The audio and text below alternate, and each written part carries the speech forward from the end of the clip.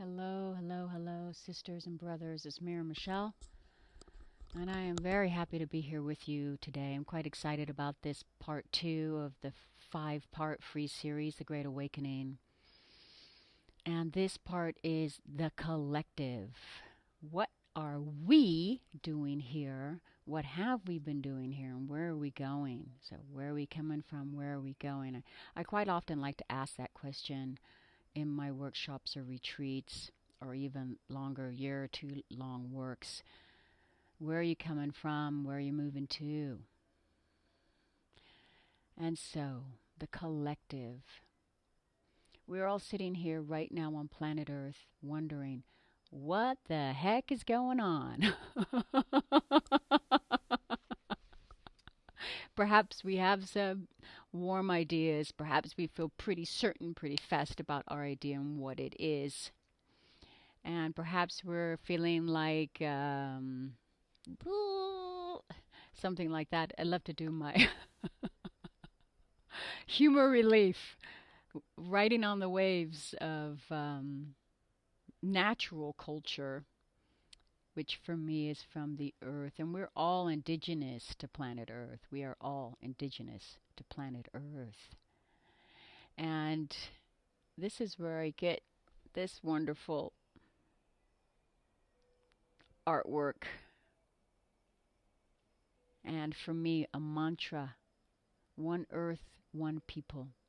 We are one earth and one people. I say thank you to my teacher, wonderful mentor, and very good friend, Chief Sunny Reyna, Laney Bluebird, for this and for their amazing continued work on the planet for the last 40 years plus. So, yes, coming from the perspective of one earth, one people, I would like to bring you on a journey with me, dear ones. I would like to bring you on a journey with me. So I ask you to sit back, breathe with me. And we're going to go back, back, back, back in time in just a moment. And now I'm opening the weave. Because we're in the weave. We're always in the weave. And we're always weaving, as we said before, the thoughts, with our minds, with our emotions, with our body intelligence. Always weaving, creating, creating. So in this weave we ask what is sacred to us, what connects our hearts and our minds and our spirit, whatever that is for you. Connect to it now. We know that things are changing, and we know that this is our shared common denominator of our world, that things change. Nikki. I thank the grandmothers for being here with us, spirit grandmothers, which I work with. So in this powerful prayers, we are in powerful times. Let us all sit at the same table. For our whole human collective, the sacred beings we call humans, sacred animals. That's what Chief Sunny used to say. We are all sacred animals. So let's get humble. Let us know that all of our relatives, all of the animal and plant kingdoms, the ethereal kingdoms, spirits, in our human world, we're all sitting at the same table.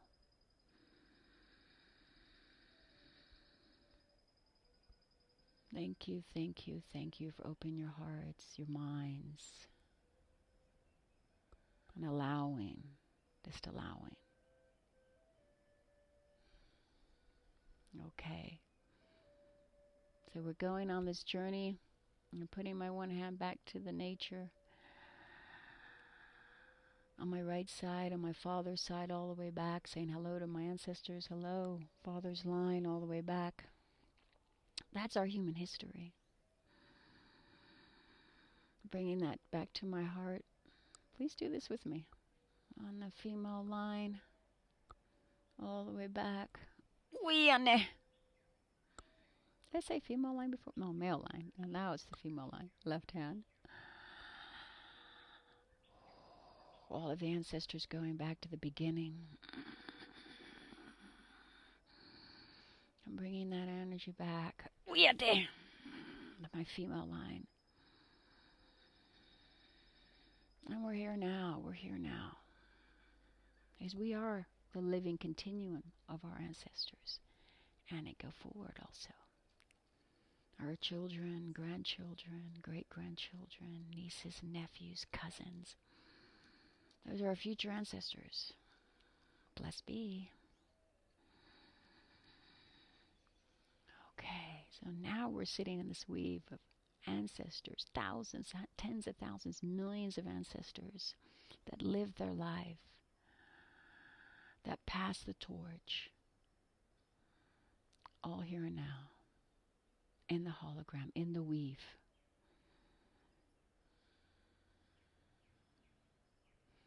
So we're going back, and we're going to go back 10,000 years. So we're going to weave a bit the human collective. I'm going to share some of what I perceive the important parts of our human history which connect us to the now, to the Great Awakening now. Now, as a little tip before we dive in, we're in there, but before we open the in there could be many different varied ways of how our culture came to be, right? Some of which we're used to hearing, others which we're not. And what I choose to work with right now, we're going the anthropological route with spirit, attention, and observation, okay? All the rest of those lines, timelines, all the rest of that information is around us. And it's because I'm speaking this way doesn't mean that doesn't exist. It is there. Okay. Thank you. We open the door now, and we're back 10,000 years. 10,000 years of what we have been trained to call the hunter-gatherer. Hunter-gatherer time. Hunter-gatherer. And this is where we start. And this is the reason why we start there. We got back 10,000 years or more. We lived in this format of what I will now call gatherer-hunter. Gatherer-hunter. For at least 150,000 years. At least. That basically we can say for sure. 150,000 years. But even for sure. With open-minded ones. But okay. Let's go with that. And we're back 10,000 years. And I have just renamed it Gatherer-Hunter. And the reason I've just renamed it Gatherer-Hunter is because we now know, through anthropological finds, digs, investigations, into that women collected 70% of the food source. Now that is an important fact. Through gathering, the females, with a united intention and agreement with all of the females, all different ages, would go out and gather the food source up to 70%. Right? The men in their hunter collectives would hunt 25 up to 30% at the most. So this was really food sharing at its very beginnings. And also it puts back this perception, meaning puts out of our mind, lets us open it up to observe, hopefully not absorb, that we did not live as women crouched around the fire with the children and waited for the men to come back with the hunt. That's an ideological fairy tale, and if you feel into it, how could that be possible to survive in such conditions? With this level of dependency, let us say. No, everyone was independent. They did their jobs. Okay, so what we see through anthropology and paleoscience is that we had groups of about 120 individuals, about 90 adults and up to 30 children. This was the size of the clan, right? And then what we have also found out through paleomedicine is that women could only give birth once every 4 years.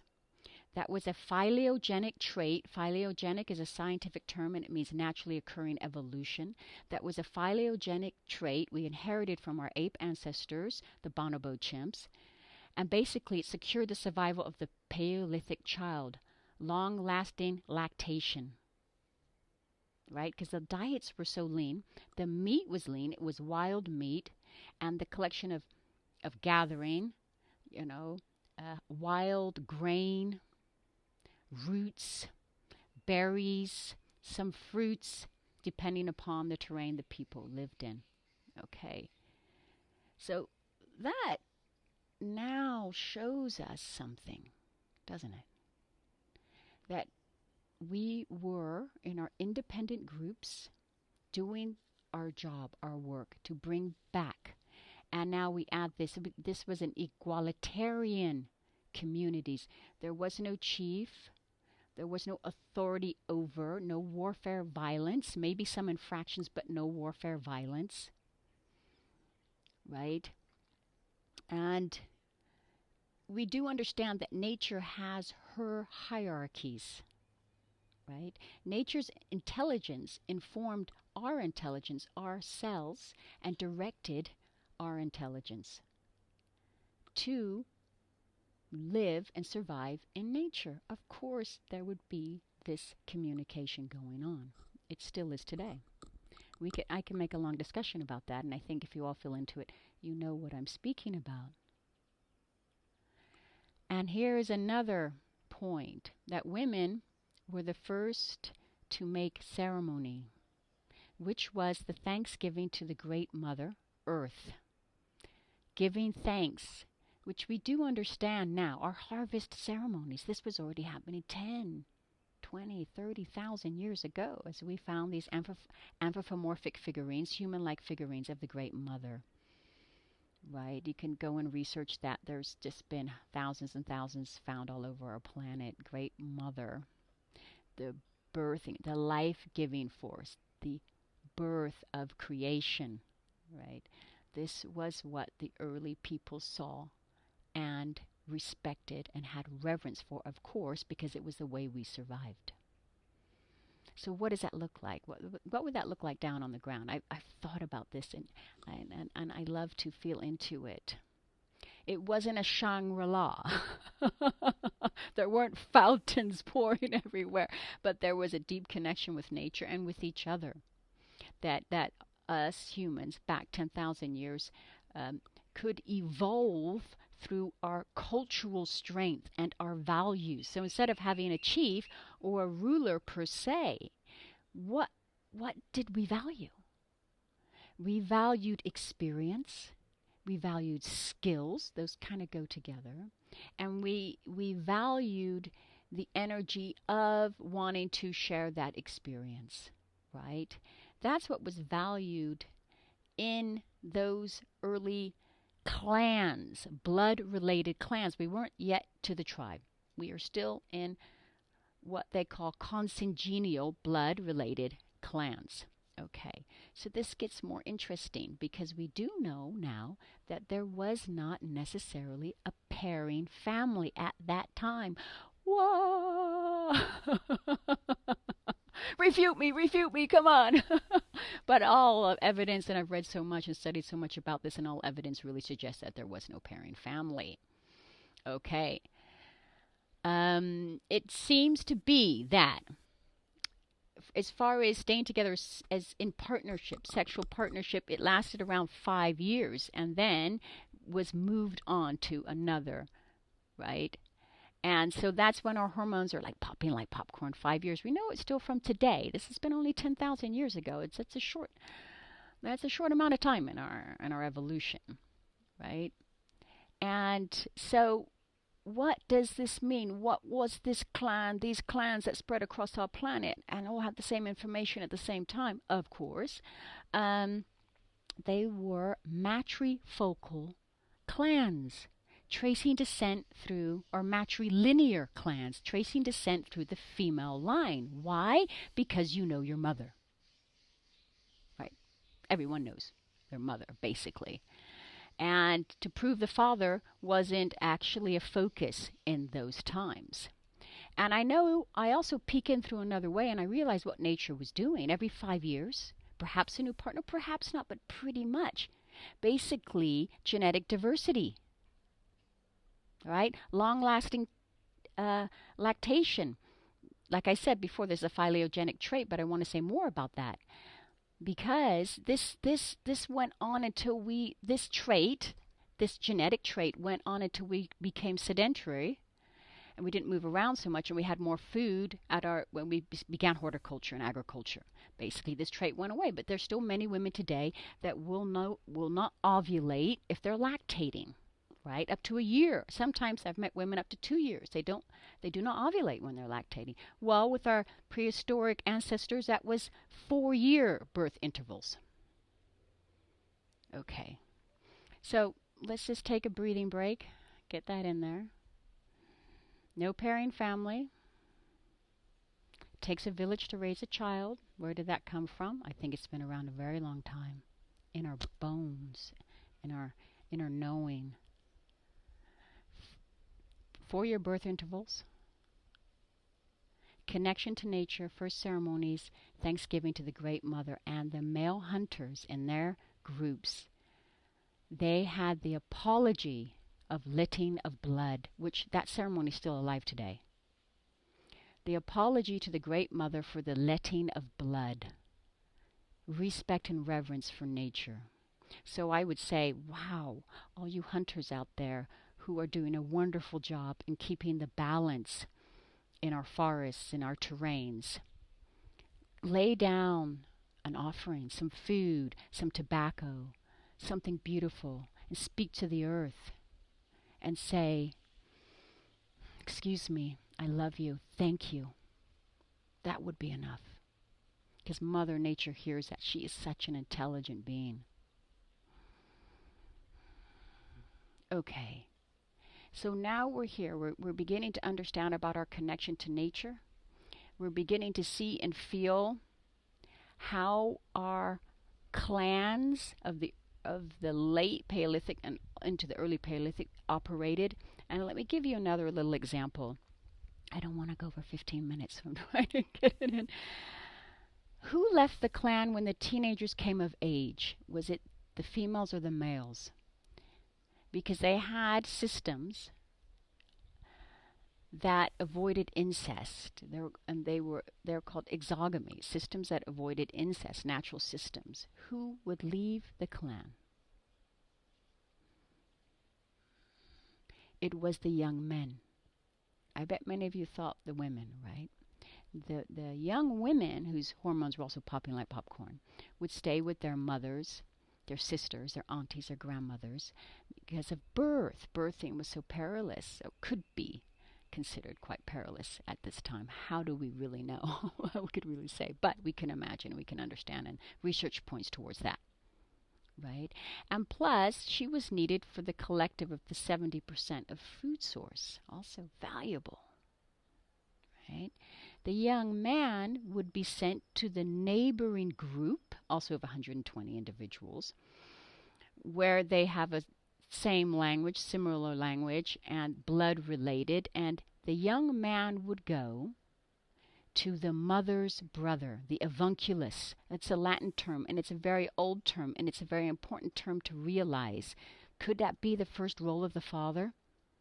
The Evonculus, the mother's brother. The mother knows her brother, right?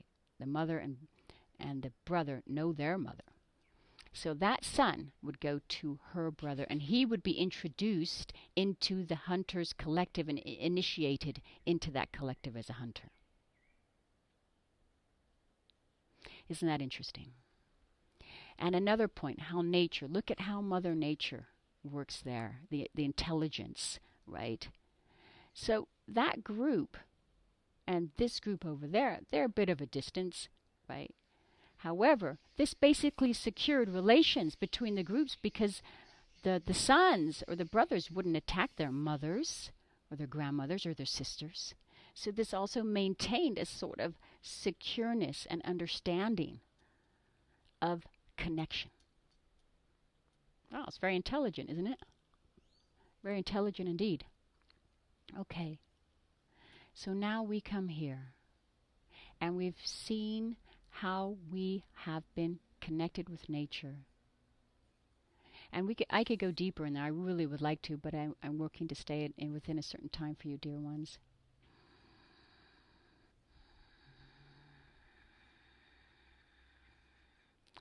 And what came from there? And I'll go speedily through this, but I wanted you to really feel the resonance of that. These clans, which we can basically, and it's been written about in many different books,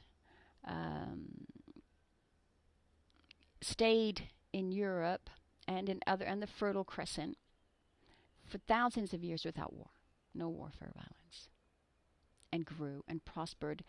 And as they thrived through the weather changes, through so many different steps that look like survival and also cultural evolution, right? They moved into tribes. So that's many different families living then in one area. If you look at Göbekli Tepe in Turkey, Catalhulik in Turkey, these are also very interesting Paleolithic and early Neolithic finds to look into. So please do that. So then our engine's gonna start to get revving a bit faster. And as we moved into tribes, then we moved into more control, of course, because there's more people. And so I would like to point to Samaria. At this time, what began there is, well, no, I'm gonna skip back, actually. Sorry about that. I'm gonna skip back a little bit to horticulture when women began to plant and the hunters turned from hunting wild game into corralling. Actually, it was first the women that brought in the small animals and domesticated them. Then the men began with the bigger animals, and it was essentially with the bull. These big animals, the cows and the bulls, right? There was a certain method they had to do that, which was so kind and so lovely. I really would love to speak about that more, but just feel that connectedness that we still had with nature, to be able to be kind also in a certain way. Respectful maybe is even a better word of when the animals were first domesticated. Okay. However, for time's sake, I'm going to move on with you. Now, this is the first time we begin to see labor, actually private labor, to bring in, and we began to corral and define and separate space for the animals, for the living human beings living, and for the animals. Okay, so this began, of course, to change our culture. And what we see came then into the civilization of the Fertile Crescent, which is now Iran area, Iraq, that whole area, was a very important ceremony. And the ceremony was called the sacred marriage. I just wanted to tie this in a little bit. And that is where the king marries, in a ceremony, the goddess, the great mother. And no king or chieftain or whatsoever could actually be legitimized as such without this ceremony, right? And the high priestess of the temple would would represent the great mother, and there would be consensual sexuality, like the first night of this married pair. And this was the first, we could see of this time, the first real ceremonies that wanted to legitimize the heir. So this was actually the beginning of the pairing family at that time, and you can research this yourself. Hope you can find it. And basically, what became then, what came from that, these early clans went through their evolution, right? And this is what's fascinating for me also, is this cultural evolution through the direct experience with nature. right? And with each other. And with it's one thing I didn't say before, it's experience, it's skills, and it is owning one's own inner authority. Because it's survival, right? It's survival in a very real way.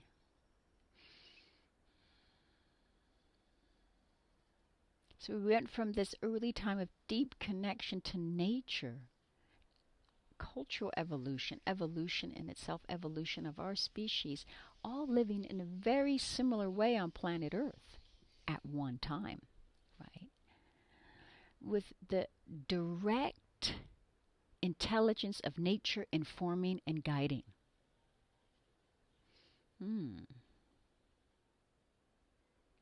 I would like to jump there and go up the timeline to where we are now. So this is going to be rapid fire. A couple of points I would like to mention.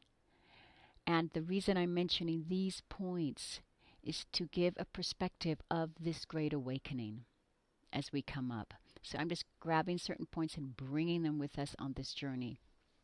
Sumer was very interesting because the grand ceremony of the sacred marriage happened there, right?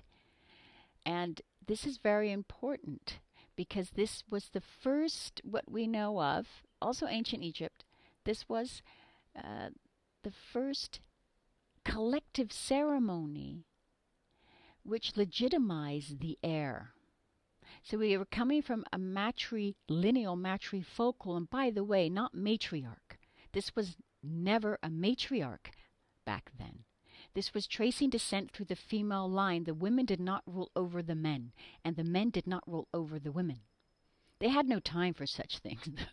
I'm sorry. Also, I don't think they had the capitulation. They didn't have the pull for that. But they also didn't have time for such things. They needed to live on, right? And they needed to be in their systems of evolution and thriving. Okay, so back to Sumner. Sacred marriage, the legitimization of the heir. So there was a grand ceremony, and the human, mostly a man, there were some females also that became the rulers of these cities like Ua, Uruk, and Inanna. Inanna was also the first great mother goddess, basically known and written in our myth on this planet. Okay, and this is very important because what scientists, anthropologists, paleoanthropologists now realize is this is where the pairing family was born, through this ceremony. And it is known that many people think it was Gilgamesh that refused the sacred marriage. The man could, or the chief could not become king without this ceremony of to be legitimized, therefore to be sanctified, to be anointed by the great mother goddess, to have the permission to have that role. That was very real. But actually, science thinks it wasn't Gilgamesh; it was his son. There was sort of a bit of disclarity about that, but it did happen. And then things changed from that point on. The son of Gilgamesh, or Gilgamesh himself, no longer took the anointment of the sacred marriage to be legitimized. But here's what's interesting also, before I go on. Think of the movie Avatar. We're just bringing this into the weave right now, or to the hologram. Just think of the movie Avatar for one moment. Billions of people were attracted to this film. We could say there were perhaps many technical reasons why. But look at their system. As in Sumner, as earlier than Sumner. You have the female and the male. You have the male, more warrior, very intelligent, right? And you have the female. She was the head high priestess of the temple of Inanna, right? And so they ruled together in their strengths. The female in spirit, right? In connection. Just think of, before we even put like roles and ideologies and religions on anything, think of the energy. The female has her strengths, great strengths of intuition and beyond. She was procured that way for thousands and thousands of years. If you're gathering and hunting, what do? You feel, you look broad. You look out. What does that do to the psyche? What does that do to the skills? Feel into it. And the men, hunters. The focus. That's a skill. To look sharp, like hawk medicine. And then coming together with their strengths to rule together in balance. Right? That was a part of our human history for a while. It became more and more, let us say, perverted, more and more ego-driven, right? The quest for power, the want for more, that's all in there also. Okay. So then we bounced around civilizations, bounced around evolution, cultural evolution. Different parts on our planet at different times became more technical and technology through metals. We know this. Okay, then let's bring it all the way up to a quick jump to the Middle Ages of Europe. It's very interesting what happened the last 2,000 years in Europe when the Romans colonialized Europe, and especially Germany. I spent some time living in Germany, and the ancient sites are very, very interesting there. Then began an extermination, right, process on, and it actually didn't just begin there. It's been for thousands of years before also, but not on that scale, right? So going through the deep suppressing of natural culture and also skills and tools that come from nature and through human nature connection that were greatly suppressed. And of course, I'm talking about the witch hunts, and I'm talking about the most recent colonialization that we have experienced on this planet, which would be for the last 200-300 years, the indigenous peoples across our world. Now, we are all indigenous to planet Earth. I do mean that. Indeed, we are. But in Western culture, we have forgotten. We are no longer exposed to the same vibrations and resonances and understanding, deep understanding, not only intellectual understanding of nature. Like our indigenous brothers and sisters that have that experience on their timeline and their ancestor lines much closer to them experientially. So we've gone back from 10,000 years, and we've traversed a trail. Left a lot of things out. I mean, we've dipped into his story, we've dipped into her story, and now we've ended here. And I just a few moments ago brought Avatar in, didn't I? Because I think we know that system, and I think people were very attracted to it because of the balance they felt within that, and reliving maybe past dreams, past lives, experiences, and bringing everything present. Whoa, that film blew people's socks off. And why? I just leave it with a why. And how come? How come? Mm-hmm. So now we are here. We are here now. And if I reach back 75 years, we're going to go on a super fast track to bring us even more here now to understand something about our spiritual evolution. It has been going on for thousands of years. Blessed be to the Buddha. Blessed be to the Christ consciousness. Blessed be to the prophet. And blessed be to all those that have brought the good words and the sacred words into our ears, into our hearts, that we may expand, that we may realize self. And that was on a mass scale. And underneath were all the experiences of our medicine people that lived and breathed and walked softly on the mother. I have in just a moment something to show you in regards to that. So 75 years ago, right after WW2,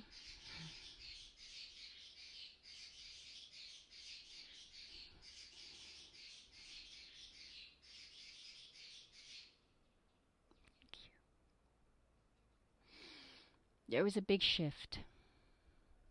And what did we begin, dear ones? In mass scale. Right before WW2, WW1, in between and before, there's a rising of women's rights, suffragettes, right? This was the cycle of bringing us back to our humanity. And then, of course, after World War II, then we began the civil rights movement. It's a human rights movement. And also through the wars, the revolutionary wars, obviously that had something to do with it. Also, trade and economics, but much to do with our humanity and growing up and beginning to realize what people we want to be, actually, and what do we really value. And the mid-60s counterculture revolution and the migrant workers' rights, right? Gay rights, human rights. It's all about human rights through different form. In 1968, the Dalai Lama left Tibet. This is when around the time the counterculture revolution began, right? Also, Vietnam War around that time. And the Dalai Lama leaving Tibet did what? It opened up the East. It opened up sacred text to be shown to the world. Also around the time you had Vatican II, same thing happened. Open up texts, more knowledge, more knowing. And the East came to the West with certain masters, wonderful humans that came from India to the West, and with yoga, right, meditation. I mean, there were many other pockets of times through humanity. I'd love to say them all and give them all their due, but in this moment, I'm staying on this timeline, right, this track. 40 years ago, you couldn't find that many yoga studios, right? And now, what are we seeing? And that's incredible. That is a spiritual technology to meet the soul, right? And there's within this and within all religions also, there have been renaissances, opening thoughts and opening minds and hearts. It's so fast. It has been so fast, and so extreme in a way. I want to use the word extreme because it's intense, right? And the last 50 years, more and more and more and more, and wow! Then we came into the inner child movement, the outer child movement, right? The shadow, healing the shadow. Right. The men's work, incredible men's work, Iron John, right, Mankind Project, amazing humans like Sacred Sons, and on and on. I'm sorry, I can't say you all. And then in the 70s we had the White Goddess, the book, come, Robert Graves, I believe, and this opened up a massive healing for women. Right? Massive. And the circles began again. And they have proliferated across our planet. The circles of women. Healing, knowing themselves, their strengths, their ancestors. Wow. And now we're here. Tell me something. Has this all been leading to this great awakening that we're in now? What are we returning to? Where are we coming from and where are we going to? And perhaps it is the time that we begin to realize that we are indeed one earth and one people, from whence we have begun.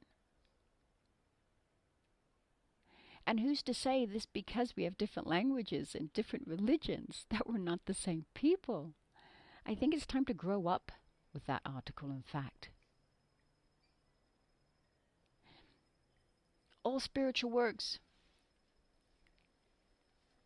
in their truest form, if you call them religion or faith or some technology, are here to awaken here, to bring this empowerment, to bring this truth. Because we are all right now, incredibly, through the situations we've been through in the last 2 years, standing in a very similar spot, if not the same place, at the same time, feeling very similar things. Thoughts, emotions, sensations, at the same time, collectively.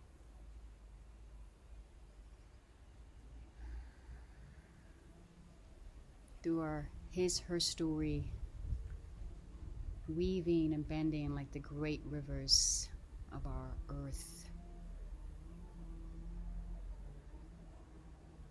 And we are feeling quite uncomfortable sometimes. It's like we are being pushed, prodded, and in another way, terrorized and put into fear, to awaken. It's like nature. Think of nature. Nature has her own hierarchies. Whoa, I need this in here. Nature has her own hierarchies. And nature will, to evolve, will compete. That means, what does competition mean?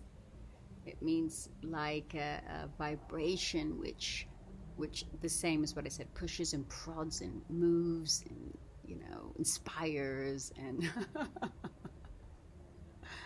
makes us feel uncomfortable. I don't want it. No, I don't want it. I'm the best. No, I'm the best. And nature then, when it comes to a point where the system in which that specific competing parts, those specific competing parts keep prodding and pushing, what happens is that nature then cooperates. Because with her intelligence, when we're talking about when this is in balance, knows somehow that if that continues, the system will die. It will no longer be. And then cooperation starts and creation. Same within ourselves. It's one massive system, right? And so we're sitting here and we're feeling all of that. And what will our intelligent systems do?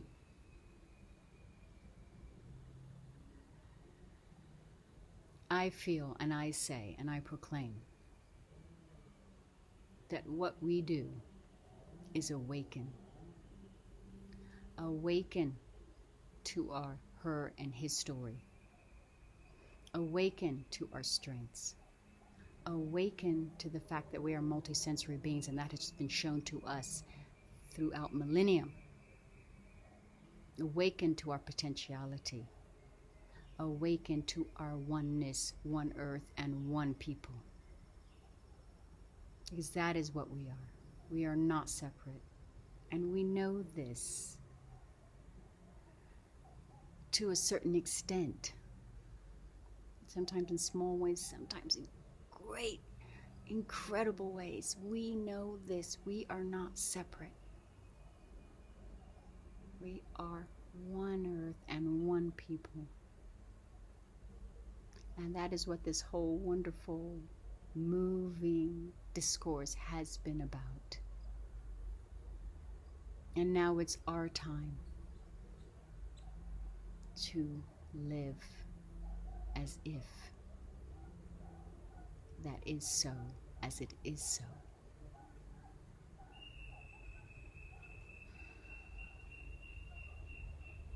With love from my heart, I thank you for tuning in. I thank you for sharing your consciousness. I thank you for sharing this video address, which is about consciousness in this 5-part free series, A Great Awakening. We are awakening. In 4 days, dear ones, we will have a great conjunction that has the potentiality to bring in this resonant intelligence to enlighten us, that we can go another step. So let's come together on the 12th, the Jupiter-Neptune conjunction in Pisces, and gather ourselves and focus our prayers. We have an awesome power for that. And even bring it into more action. Share. Vibrate in your truth. As we continually raise the vibration, raise our knowingness and our realization of who we are. This is it. We are here. And even though many times it feels scary, like those dogs barking, so nature is so with us. And we hear the dogs barking, and we say, I'm here. I am here. I am that.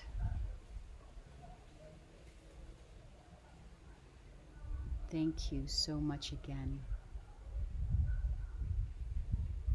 And yes, I've just remembered that I wanted to show you something. So let's end with this. Just give me a moment to prepare, please. Okay, so I just said that I wanted to show you something to end this conversation we're having, and part 2 of the collective. And I will put it on at the end. The first slide you will see, the first picture, the first image you will see, is of a woman in her regalia, 9,000 years ago, medicine woman, shaman of Europe, found in Eastern Germany in 1928. Okay, so just look at that. That'll be on the screen for 4 seconds, and then you will see another picture, another image, an artist rendering of a shaman in North America. She would sing healing. It was a healer, a medicine woman that sang vibrations and tones that healed. And she's from North America, not more than a century ago. This person lived and worked. And look at her regalia. Look at the regalia. Look at the similarities. Look at the coded wisdom, the cultural coded wisdom. Wangari Maathai is an African woman in Kenya who began the Green Belt movement, who won the Alternative Nobel Prize. She said culture is coded wisdom. Feel into that. We've had this long discourse now, and I really must end.